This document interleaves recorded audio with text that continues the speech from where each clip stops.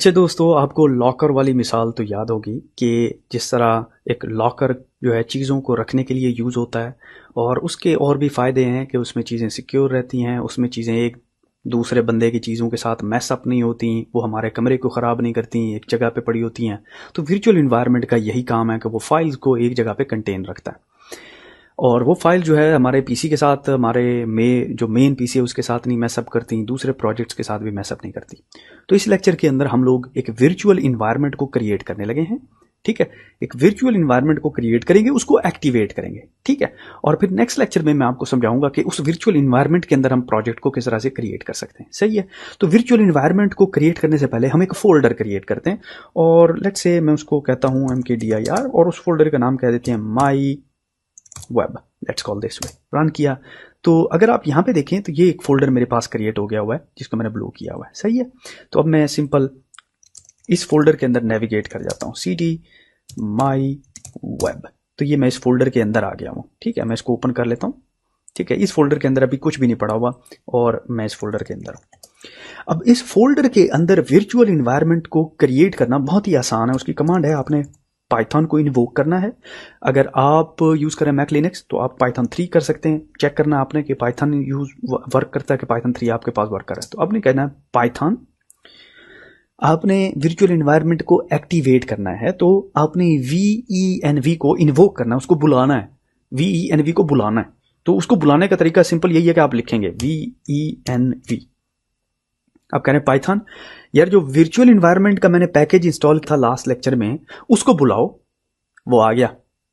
आपने उसको कहना है कि यार वर्चुअल इन्वायरमेंट क्रिएट करो और उसका नाम रखो माई venv।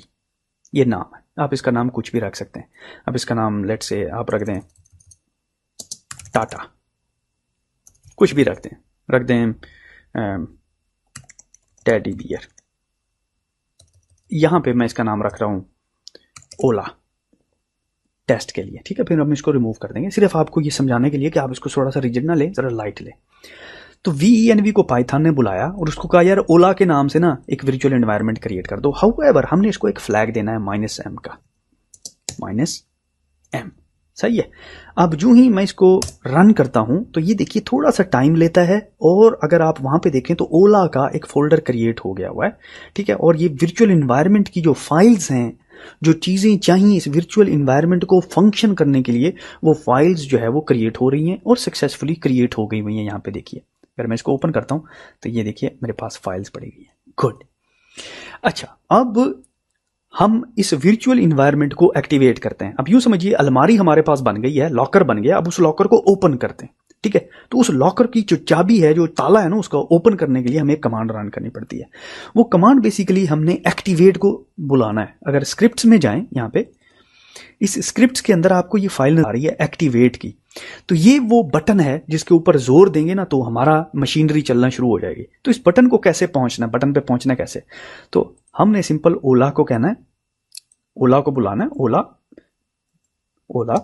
ठीक है, और अब हमने सिंपल ये एड्रेस देना है, स्क्रिप्ट्स ओला /s कैपिटल के साथ CRIPTS, यही फोल्डर का नाम था ना, और /ACTIVATE एक्टिवेट।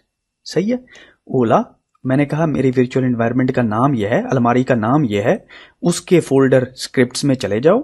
ठीक है, ये देखिए ये स्क्रिप्ट है और उसके अंदर एक्टिवेट की फाइल पड़ी हुई है, उसको इन्वोक करो, उसको रन करो। ठीक है, जो ही मैं इसको रन करता हूं तो ये ग्रीन कलर की आपको बार नजर आ रही है, ये बता रही है कि अब हम वर्चुअल एनवायरनमेंट के अंदर हैं।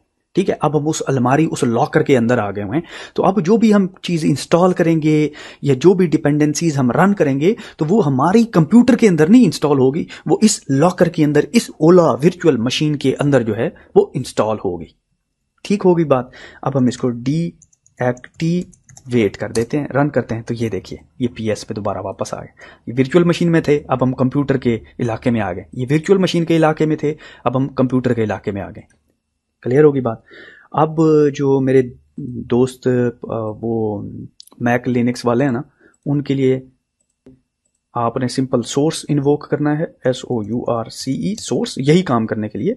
फिर आपने जो है ये जो है रन करनी है कमांड, लेट्स से यहाँ पे ओला है नाम इसका, / के साथ bin /activate।